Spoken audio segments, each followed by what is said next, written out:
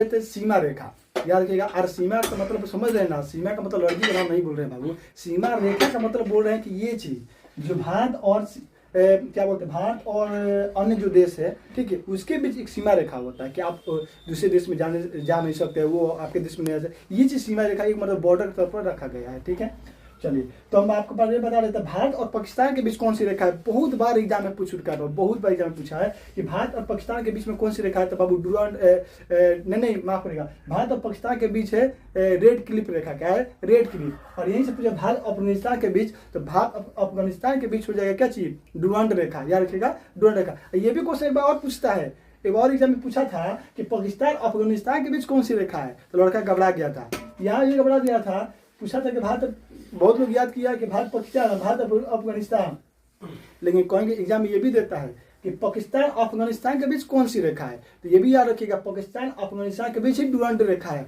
और भारत और अफगानिस्तान के बीच भी डुरांड रेखा है, दोनों याद रखिएगा। भारत और चीन के बीच पूछेगा तब, तो भारत और चीन के बीच पूछेगा तब याद रखिएगा मैकमोहन रेखा। क्या रखिएगा? मैकमोहन रेखा। और ये चीन पूछता था, रेखा नहीं है। भारत श्रीलंका के बीच पूछता है ना, कितना लोग कहता है रेखा नहीं, ये क्या है? एक जल मंडलम है। यहाँ पर क्या है?